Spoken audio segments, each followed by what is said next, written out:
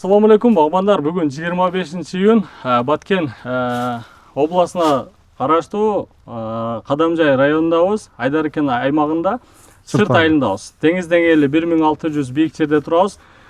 Алманын мекени десек болот. Бизде кандай Нокат алмасы, Айдаркен алмасы бүт салкын зоналарда эң сапаттуу алма жетиштирилген зоналардан жана алманын эң суулуулугу, даамдуулугу, көлөмдүүлүгү эң сапаты жактан көп сактала турган жана көп өлкөлөргө экспорт кылып, жанадагы жоң гана үй шартында гана сактап тагын эң жакшы сапатта сактала турган алма боюнча дүйнө жүзүндө эң көп жетиштирилген биринчи орунда банан болсо, экинчи кезекте бул алма болуп эсептелет.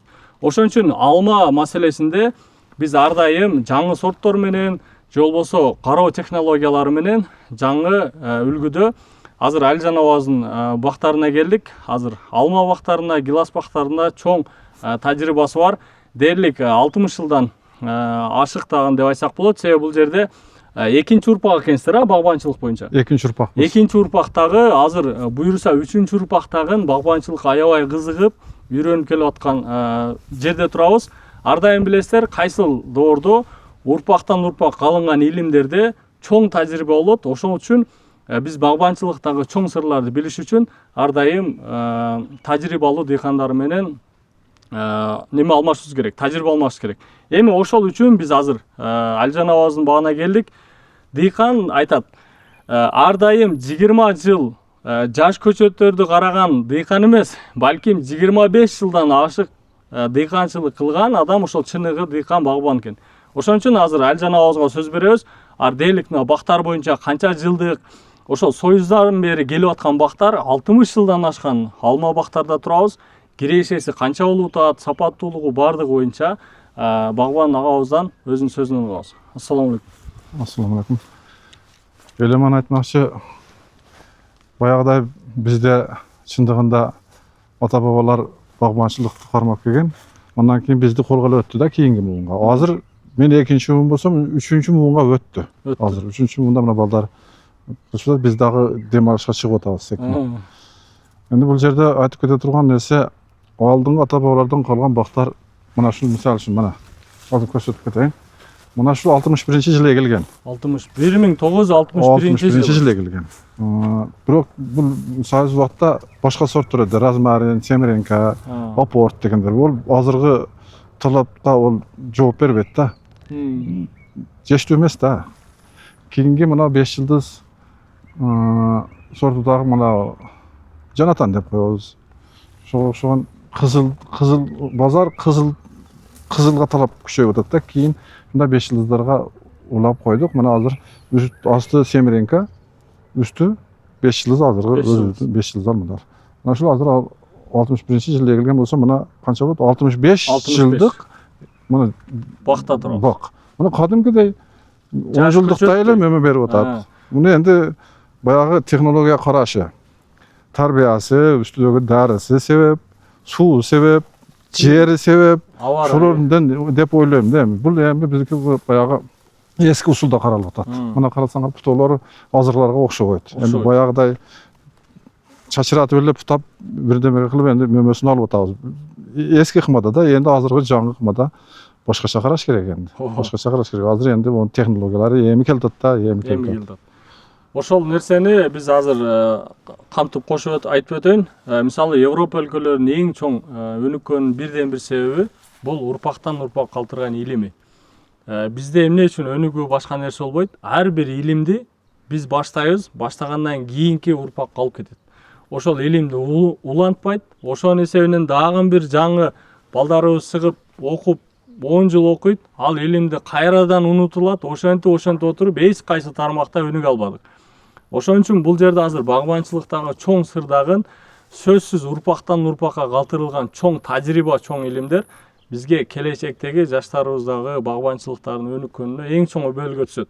Ошон үчүн мына азыр эски ыкма болсо дагы, бирок 65 жылдык дарактардын астында турабыз. Бул жерде кирешеси ошол эски ыкмалардан эмне эң эле жөнөкөй кантип кароо тартиптери. Мисалы бизде билесиздер, дарактар 5 жылдан өткөндө эле котур басып, күн уруп, дарактарыбыз өсө албай, бактериальный ракка же болбосо солнечный ожогко чалдыгып, Дарактарыбыз 10 жылга жетпей эле тынч утат. Андан кийин эң чоң шылтообуз дарактар бизде болбой калды, алма пышпай калды, алма болбой калды, жулуп ташташыбыз керек, башка деген маселелер көп. Мына азыр көрүп турасыздар, 65 жылдык дарак менин көзүмдө 5 жылдык дарактай кандай таза боло турган болсо ошондой турат. Бунун сырларыны, кантип дарылаш керек, бүт нерселерин азыр сурап силерге билип беребиз.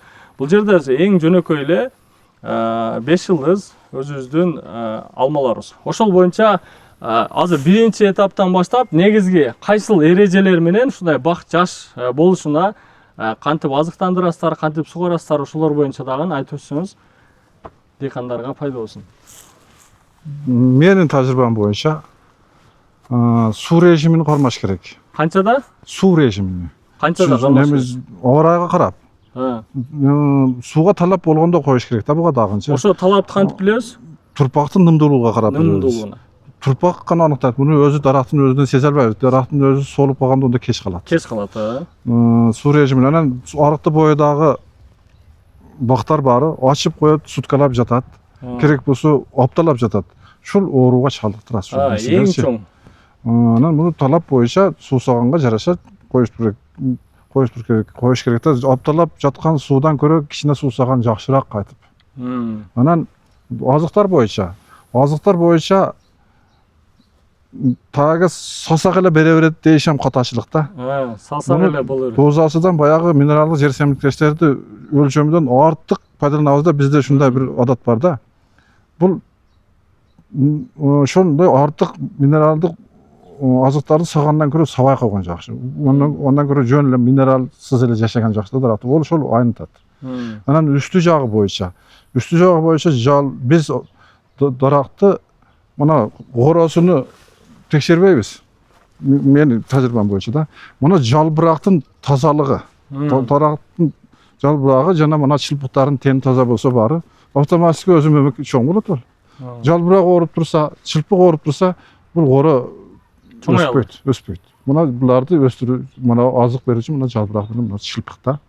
Канчалык тени тазалыгын караш керек да. Муну коросун эсептей бербестен, муну дарактын өзүнө путоу, жарык тийиши, анан жалбырактарыны, мындай чылпыктардын саламатчылыгын карап турса, калганы энди табият. Ошондо азыр суунун нормасыны кантип байкасак болот? Мисалы, лопатка менен казып, ата-бабаларыбыздан калган ыкма мыжыгып көрсөк, мыжыгылса ошол нымдуу 80% экен деп калынат. Сиздерде кантип өлчөсүздөр? Бизде неме көрсөк турпак агарып кетпеш керек да. Кара ойдон чоң айланып кетсе, бул суусаган болот. Бетиңи катмары.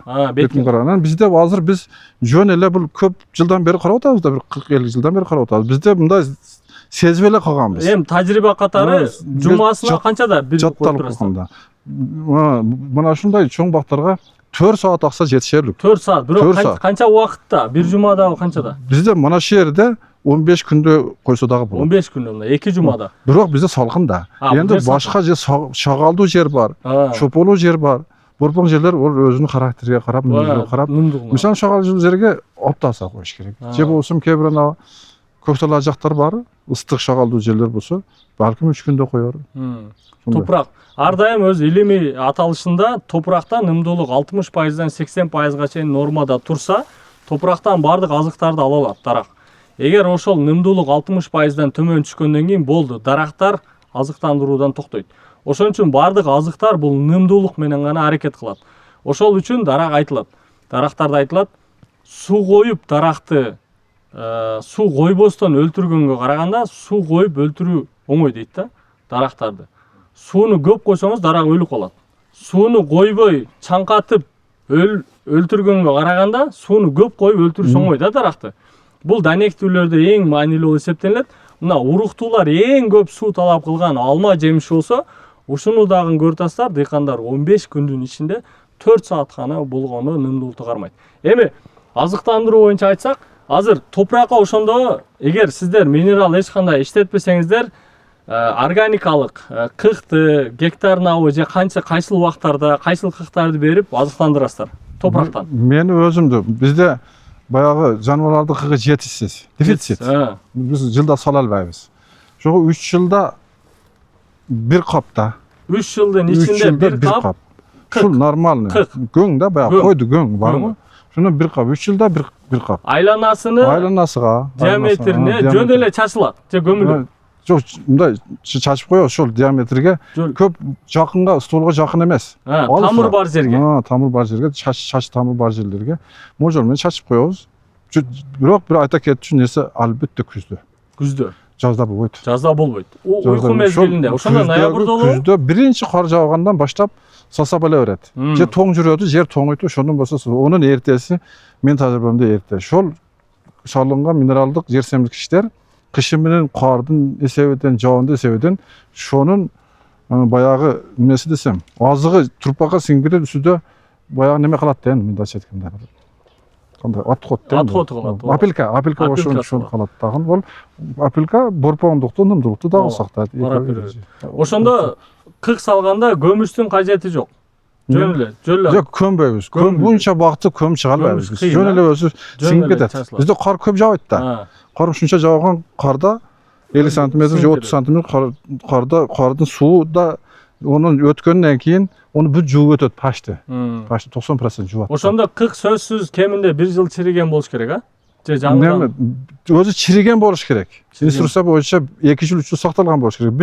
Мен ачыгын айтсам, onu чиритип отурушка убакыт жок дагы биз жаңы берсе да болот. Адырдан келгенче эле, королдон келгенче күздө сап коебуз. Өзү инструкция боюнча мен билбейм, агрономдорду баягы илимий жактан айтылганда неме сакталганда вирустар өлөт экен да. Андан кийин бериш керек. Демек бул жерде койдун кыгы менен эле чектелет. Койдун кыгы, уйдун кыгы шуларды салабыз. Азыр бизде чоң дарактарда эң чоң көйгөй дарактардын сөңгөктөрүн тез жок кылып берет да. Ошолор боюнча мына азыр Алжан абабыздын чоң тажрыйбасы бар экен, ошолор боюнча бөлүшүп өтсүн. Мына азыр реставрация кылып жаңы дарактарды мына караңыздар. Кантип сөңгөктөрдү таза абалда кармаш керек. Мына чуңкур болуп, кебак болуп калган жерлерди кантип жабат. Бул жерде ошону айтып өтүң эле. Бул эски дарак болгондон, бетон улаганбыз. Улагандан кийин кандайдыр манактар чиришти баштаган. Ичи көңдөй болуп кеткенде муну тазалап, медный купрус менен дезинфекциялап, кийин ичиге дагы жыгачтардан салып туруп пена менен толтуруп койгонбуз. Ошону менен баягы аба кирбейт. Муну үстү болуп атат. Бул дагы бир жарактын өмүрүн узартышкан неме да, тек койсок бул жыгылат да, чирип кетип жыгылат. Себеби муну дагы айта кетчү нерсе, бул муну алмаштырсак болот, жулуп таштасак, бирок тонна түшүн берип аткан нерсени жулуп ташташка болбойт экен да. Бул киреше болуп турат. Ошого көз кыйбайт дагы шуну карап атабыз да. Дагы буну жаңы көчөт эгип дагы 5-6 жылдан кийин мынча тонна түшүн алыш бар нерсени жоготуп алат экенбиз. Азыр мен келечекте неме болот, энди onu келечек көрсөтөт. Пока шуну алып тирчиликти кылып көрөйүкчү. Ошондо азыр бир дарактан кеминде 200 килограммдай мен божомолдоп атам. Бир неме кылабыз. Буну бир өзүмдү башымдан өткөн бир немени айтып берейин. Ушундай 5 жылдыз алмаз уланган ama мен кайрадан улап таштадым. Ушул 650 килограмм сагамда. Канчанчы жылда? Улагандан кийин 5-10 жыл болса керек. 10 жылдан кийин да эсимде жок. Бирок 650 грамм 650 килограмм түшүмдү берген. Шону көп саган. Шону атайлап мындай өлчөткөм да. Бирок ондан кийин ондай болот. Энди ким билет, энди бир болгон экен да. Бирок сайыз убакта бир түп размарында жөн эле 1 тонна берип жүргөн да. Ол дагы эми сортко байланыштуу да. Мисалы, размарын жүрөк чоң. Түшүмдүүлүгү көп, өзүнө чаңдаткан сорттордо кандай түшүм көп болсо, буда да ошондой. Мисалы, Pink Lady Rosy Glow'да дагы түшүмдүүлүгү аябай көп. Азыр гектарына 180 тонна алышат, 1 гектарына. Ошо эле башка сорттордон ала албайт. Ал да сортко байланыштуу нерсе. Размаринден. Азыр эми мына жерде бардык маселелерди бир жолу толтап кетели. Мына жерде ошол көк чачылып, ичине жыгачтар салынып, сыртына эч кандай жабыркабай турган, суу кирбей турган масляный краска менен краскаланып, бул жер жабылат. Андан кийин мына бизде мындай, эгер котурлар болуп, мындай сырты кабык сыйрылганда, бизде көбүнчө мына курт жеп коет да, сөңгөктөрдү. Анан же болбосо күн урат, же болбосо бактерияны ракка айланат. Ошонун сыры неде? Мисалы, көлөкө берип турганлыгы үчүнбү, же бир нерсе чачасыздарбы? Ошонун сырын. Менин тажрыйбамда бул баягы курт бары. Курт тирик кабакка отурбайт экен. Бола албайт экен. тирик. Баягы жабыркаган күнгөй жактагы баары ушул кургап калган жерден баштайт экен. Ошо демек ошол курт түшкөн даракта кемчилдик бар да. Сокодвижение жок ошондо. Ошол үстү каразөк болуп калган, үстү оору, тени таза болуп, дарактын тени таза кармасак курт түшпөйт экен. Менин тажрыйбамда ошондой. Эң туура, өзү табиятан Аллах Тааланын керемети бул. Ар бир дарак качан ооруганда зыянкечтер кадимгидей тааныйт экен да. Ошол даракка барып басым жасайт. Мына дени сак дарактар эч качан жабыркабайт, эч качан зыянкечке калдыкпайт. Ошон үчүн кайсыл даракка барып курт жеп аткан болсо, тамырын жеп аткан болсо, ал жөндөн жөн даракты жеген жок. Анын ден соолугу жок, келечеги жок. Ошон үчүн барып жеп түгөтөт. Аны туура түшүнүшүбүз керек. Бизде курт жеп атат, ол түшүп бул түшүп дейт. Бул бирден бир максаты биз туура эмес кароодон ден соолугу начар болгон үчүн гана жабыркайт. Эми экинчи маселе мына кыйыштырууда, азыр мына кыйыштырылган абалы.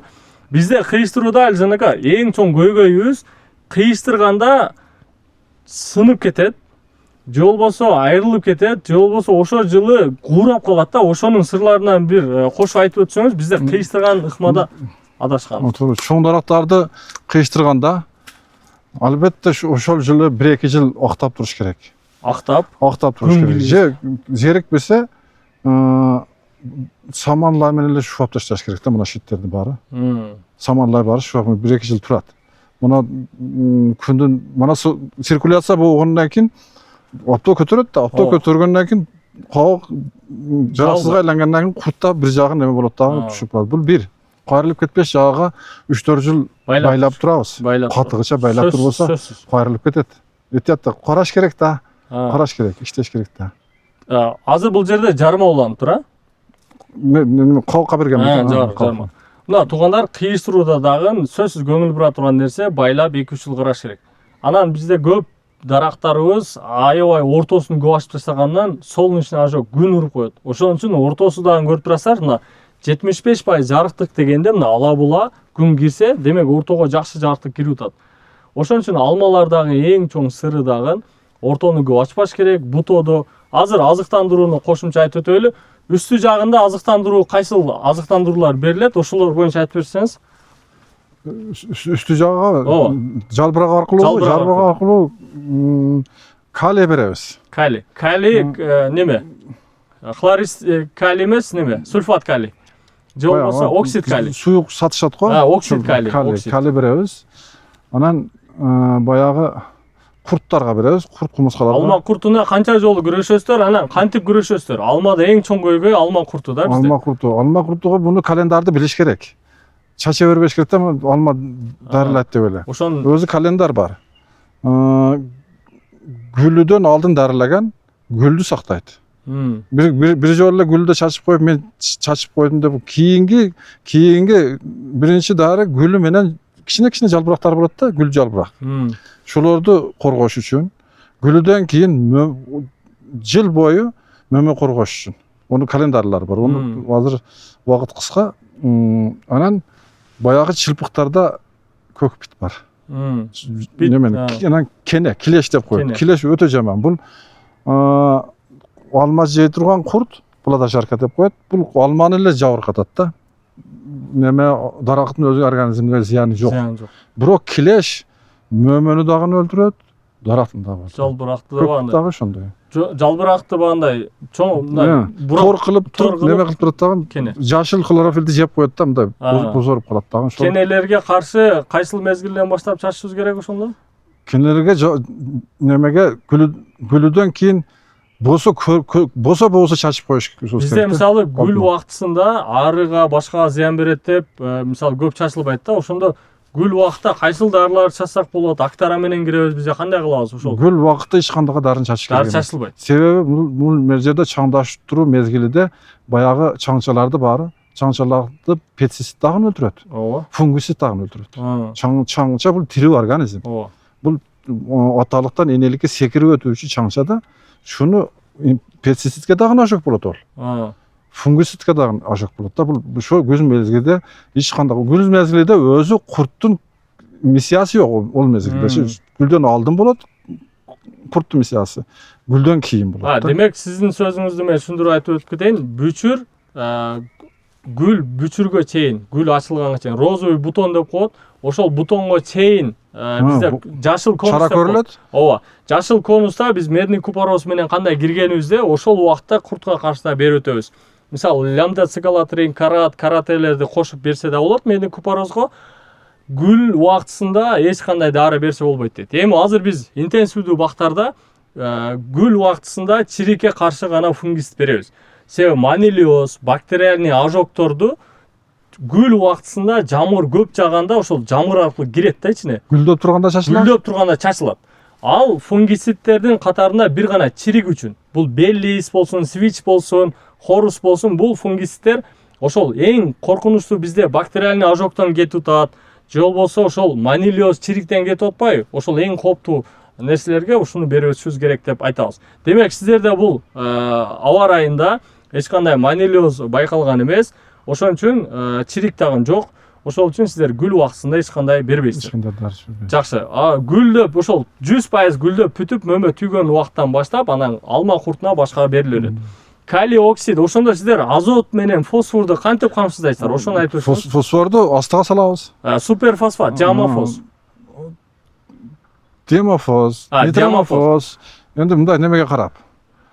Демек фосфорду ошентип бересиздер. Азотту кайсыл формада бересиздер? Азот дегенде бизде селитраны эле түшүнөт да дыйкандар. Селитраны мен тажрыйбам боюнча да селитраны дарактын өсүшүгө карап пашты колдонбош керек экен дачы. Колдонбош керек. Мөмөгө кирген даракка баары пашты колдонбош керек. Бир стресске түшкөн болсо кичине беришибиз керек. Болбосо бир балдыр мана ушуларга селитра машабынан кереги жок деп эсептейм. Буларга калий, фосфор керек. Аз өлчөмдө олар жакшы эле кетип атпайбы? Жакшы эле кетип аткан нерсеге бериштин кереги жок. Мындай көп эле аракет эместе мындай азоттандырыш керек. Ооба, эң туура маселени айттыңыз. Азот бул жашыл массаны өстүрүүнү талап кылган нерсе. Бул жерде Алжан абабыз диамофосканы берип атат, курамында азот кетип атат. Берки нитромофосканы берип атат, ал жерде азот бар. Ошон үчүн алар кошумча катары азоту бар. Же болбосо жалбырактан бергенде дагы бизде НПК деп коет, 20-20-20 витаминдерибиз дагы ичинде азоту, фосфору бардыгы бар. Ошон үчүн демек селитра абал болсун, карбамид абал болсун, бериштин кажети жок. Бир гана шарты бар, топурагыңыздар асылдуулугу жакшы, чириген кыктар менен бардык нерсе комплекстүү. Эгер топурагыңыздар асылдуулугу жакшы болсо, демек азотко болгон талап кереги жок. Себеби азотту булар жалбырактар өзү карбонат ангидрид аркылуу иштеп чыгат. Эгер жалбыракта фотосинтезибиз, хлорофиллерибиз өтө сонун кетип аткан болсо, демек азоттун кереги жок. Себеби өсүп аткан нуудан караңыздар, 1 метрге чейин өсүп атат. Ар дайым биздин өсүүбүз азоттун жогору экенине белгиси болот.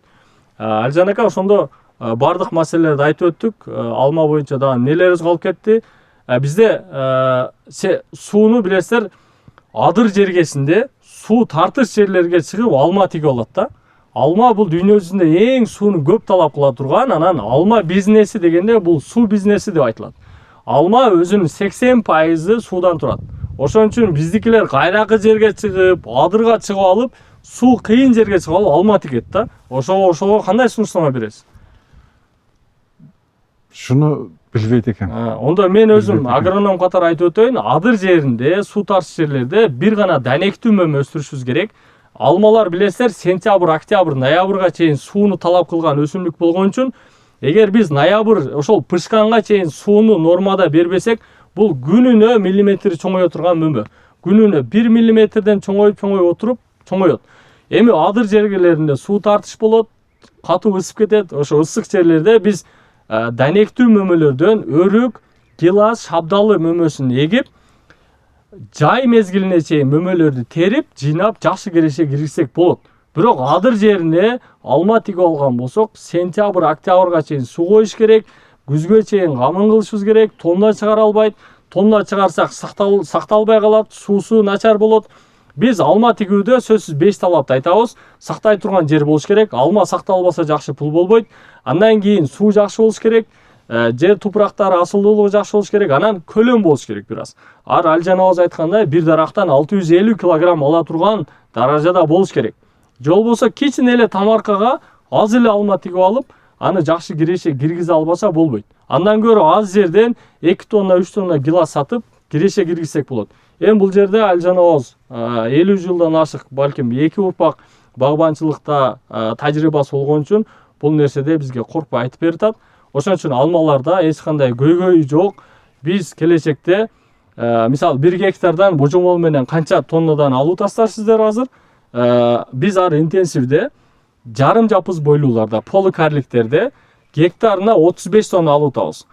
Карликтерде, жапыз бойлууларда гектарына 55 тоннадан 100 тоннага чейин сортуна карап туруп алганга мүмкүнчүлүк бар. Эми эски талапта мына азыр эски алмалардын бузбаганынан себебиңиздер жакшы киреше берип атасыздар. Демек, ушул сотугунабы же болсо канча жеринен канча пайда тапсак болот. Эгер ошо канча пайда таба албасак, бакты бузуш керек. Ошол боюнча айтып берсеңиз. Бул жерде молжол менен 30 сотик бар да. 30 сотик. 30 сотик болсо керек. 30 сотик жерден максимум 30 тоннага жеткизген да. 30 тонна. Эң жакшы көрүш. 30 тоннага жеткизген. Бул мындай жылга карайт, азайып турат. Максимум 30 да, эndi 30дан кичине 31 болсо керек, 32 болсо керек. Эң жакшы. Ошондо биз азыр 1 гектарга эсептегенде бул жерде 100 тонна ала турган потенциалыбыз бар. Балким 35 сотиктер энди мен можом мен деме кылдым да. Ошондо эң туура биз азыр интенсивге эмне үчүн өтүп атабыз? Ошол гектарына 55 тоннадан 100 тоннага чейин чыгуу максатыбыз. Эгер эски бактарыңыздар болуп, ушул эле ыкмада сиздер ошончо киреше киргизип аткан болсоңуздар, мен сиздерге бардыгыңыздарга за болом, жакшы киреше киргизе бериңиздер. Эгерде ушундай 10 сотуктан 1 тонна сатып, 2 тонна сатып, аны смиренка экен деп эч ким албай калтырып боло турган болсо, аны тез убакыттын ичинде алмаштырыш керек. Андан кийин ал жанагы азыр алмаларда эң чоң маани бул сорт да. Сорт. Бул гиластарга окшоп сорт тандалбайт эмес, бу да сөзсүз сорт. Бул жерде смиренка жештирген болсоңуз эч качан кымбат бага сата албайсыз эски сорттордо. Же болбосо сиз айткандай туура эмес сорт алып келип алып, кеч пышырганын мааниси жок. Ар бир зонанын өзүнүн сорту бар. Бул машина кандай бренд болсо, алмада дагы сорт маанилүү. Эгер алмаңыздар жакшы базарга бап, акыркы үлгүдөгү сорт болбосо, биз сата албайбыз. Эми биз Орто Азияда түрк элдери бүт эле кызыл алмаларды, даамдуу алмаларды жакшы көргөнүбүз үчүн биздин 5 жылдызыбыз, крипсонубуз азырга чейин өзүнүн ордун жоготпойт. Бирок жаңы эгер биз базарларды камтый турган болсок, дүйнөгө экспортко чыга турган болсок, демек биз жаңы сортторго өтүшүбүз керек. Ошол үчүн бул кечки зонада турабыз. Кайсы сорттор сунуштама бересиң десеңиздер, мына ушул азыр Crimson 5 жылдыздардын акыркы модельдери. Биз ар дайым айтабыз, биз өзүбүздүн өндүрүш, же болсо өзүбүздүн көчөт, өзүбүздүн эски сорттор жакшы дегендерге айтып өтөм. Бул эски ушул Американ сорту, бул делечи, Jonathan болсун, башка болсун. Бул ошол Американ жаңы сорттор акыркы үлгүдө. Start Crimson болсун, Scarlet Spur болсун, Red Chief болсун, Super Chief болсун, бүт кызыл сорттор Red Delicious үй-бүлөсүнө таанык бардык сортторду жетиштирип, жакшы пайда тапсак болот. Бирок эски сортторго ар дайым жандашпашыбыз керек, базарыбызды табышыбыз керек, жылына жакшы тонна чыгыш керек, жакшы сакталыш керек. Эми сактоо боюнча бир аз маалыматтарды айтып өтүң. Демек, күзгө чейин, ноябрга чейин жакшы кам көрдүк, азыктандырдык. Бул маселе чеги жок элем. Ошон үчүн сиздерге бир жарым сааттын ичинде биз бардык нерсени толук жеткире албайбыз. Ошон үчүн ар дайым илим алышта талыкпастан аракет кылышыбыз керек. Кыскача ушул алма сактоо, өстүрүү, ошолор боюнча айтып өтсөңүз, анан сөздү жыйынтыктайбыз. Дыйкандарга дагы алма жетиштирүү боюнча эң жөнөкөй тажрыйбаларыңызды айтып өтсөңүз жакшы болот. Алма сактоо боюнча бул жер шартыга карайт. Айланып эле келип жерге карайт, аймаккачы. Салкын жерлердин алмасы жакшы турат. Жакшы. Жылуураак жерлердин алмасы тезирээк бошойт. Биздин сырт айылынын алмасы салкын болгондуктан сактоого өтө жакшы. Баягы салкын жеринде гилас катуу болот дедиги. Ошондой салкын жерде алмасы да катуу болот экен, суулуу болот. Артыкча пишип кетпейт. Ошон үчүн бул жөнүндө жердин шартыга жараша сактоо болот. Эndi бизге тиешелүү нерсе, биз себеп боло турган нерсе. Курт татпашыбыз керек. Курттан көп жирейт. Анан азоттук через мындай ашыша пайдаланышы менен дагы алманы кыштагы сактоо мөөнөтү төмөндөйт. Ушундай нерселерге көңүл бурсак, мен ушул эле кыскасы биздин салкын, айылыбыз халкындагы бизде тура берет. Эшикте эле сактайсыздар. Эшикте сактаган эшикте сактайт, подвалда сактаган подвалда сактайт. Холодильник жок. Ошондо кайсыл убакытка чейин кеңири сактайсыздар? Март-апрелге чейин. Март-апрелде дагы алма сатыла берет да биздечи. Демек, бул сортторду биз эгер муздаткычтарга алып келе турган болсок, демек биз 12 ай бою дээрлик алма сатсак. Июнга барып, Бишкекке барып сакташкандар июнда сатышып. Эң жакшы. Бизде сактоо мөөнөт боюнча илимий изилдөөлөрдү айтып өтөлү. Алма сактоо бул 8 айдан 12 айга чейин сакталат. Алмуруттарда 6 айга чейин сакталат. Гиластарды 3 айга чейин сактасак болот. Муздаткычтарда туру технологияда өзүнүн кислород, кычкылдуулук бардык нерсесин нормада кылган абалда. Бул Италиянын технологиясын айтып атам силерге. Алда болсо өзүнүн технологиялары бар. Ошол нерселерге өтүп кылсак болот. Демек, бул жакшы алмаларды, жакшы өстүрүлгөн алмаларды биз ушул жерде туруп, салкын жерде баягы күн көрбөш керек, үстүн жабыш керек деген маселелер барбы? Эгер кызарбай калса, түнү үстүн ачыш керек, там бирдемкелер. Үстүнө канчалык жабыш керек? Жок, буну кереги жок. Кереги жок. Ачык турса болду. Жок, мындай. Көлөңкө жерде туруш керек. Көлөңкө жерде. Күн тийип, ону кызартып, неме кылган бул тез арада сатыла турган алма. Бирок ол сакталып, кийинки сакталууга минус. Минус болот. Минус болот. Немени баягы туруктуулугуну бошотот да, буну суу качат. Түбүнү не кылышыбыз керек ошондо? Кызып калат. Түбүнү жөн гана жергеби? Жөн эле майданга. Ала көлөңкө. Мына ушул болот да, мына ушул ала көлөңкө болуп турса, үстүнө не жабыш, эчтеке жабылбайт. Жабылбайт, ачык тура берет. Чөп дагы эчтеке. Күн тийбеш керек. Күн такай тийбеш керек да. Такай тийбеш керек. Ала көлөңкө болсо болот. Бир аз өтсө болот. Ала көлөңкө болсо болот. Бирок такай тийбеш керек. Күн батыш, күн чыгыш. Даже эртең мененки кечкүрүнгү күн дагы тийбеш керек. Isытып коет алманы. Илип калат да. Кандай бир күнүгө 2 саат ылый берсе, демек бул сапаттуу бузат да. Сапаттуу бузат. Болду, ошо демек кызартышка энди бул кызартыш өзү башка жерде кызартыш керек да. Муну шагын азайтып, күндү тийгизсе, башы да кызарткан жакшы. Кийинки иштер ошол кызарган алмаларды тезирээк сатыш керек. Өзү негизи бул кызарта турган нерсе дагы бул табий жол менен, бул биринчиден ай кызартат деп айтат, толгон ай. Толгон айды көргөн алмалар дарактын үстүндө кызаруусу жакшы болот. Анан ар дайым түнгүн температурабыз төмөндөп, күндүзгү температурабыз жогорулап, ошол перепад болгон температурабыз эң шак деп коебуз биз да. Ошолор алмаларды даракта туруп кызартканга башка өбөлгө түзүлөт. Ар сиз айтып аткан калий дагы, калий оксид, калий хлориди эгер күз абалына бере турган болсок, ошол азыктар дагы кызарышына, даамдуулугуна, сакталышына өтө чоң нерсеге өбөлгө түзүп берет. Демек, бул жерде алма жегенде биз толук витаминдерге бай, бардык нерсеге, ден соолукка пайда келтире турган нерсе айтылат. Алманы ден соолукка пайда алып келе турган эң чоң пайдаларын айтып өтөлү. Англиядагы доктурлар айтат, күнүнө эгер бир адам ден соолугу чын болууну кааласа, доктурга баруусуну каалабаса, бир күнүнө бирден алма жесеңиздер, бир да доктур көрбөйт деп айтылат. Ошон үчүн алманын ушунчалык ден соолукка пайдалуулугу ушунчалык маанилүү. Демек, биз Кыргызстан боюнча алманы биз экспортко эмес, балким Кыргызстандын урпагыны өзүбүздүн базарларда ар дайым 12 ай бою алмабыз, муздаткычтарда же болбосо базарларда турушун кааласак, демек сапаттуу алма жетиштирип, экспортко башкага дагы үгүттөбүз, бирок өзүбүздүн базарды биринчиден камсыздап, сапаттуу алма жетиштиргенге үгүттөп өтөбүз. Алжан акабыздан акыркы кеңеш болсун, дыйкандарга алма жетиштирүүдө кайсыл шарттарды айтып өтөбүз. Дээрлик биз алма жетиштирип, базарды келечекте жакшы киреше киргизе алабызбы? Ошолор боюнча айтып өтсөңүз жакшы болот. Менин кеңешим жерди туура пайдаланыш да.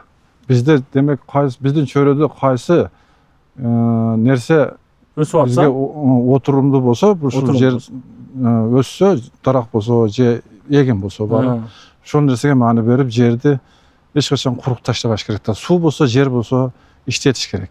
Себебин кылсак жакшы болот. Демек, ошол туугандар, Кыргызстан өлкөсү бул агрардык өлкө болуп эсептелинет. 80%дан ашык тоолуу жана топуракты асылдуулугу жакшы.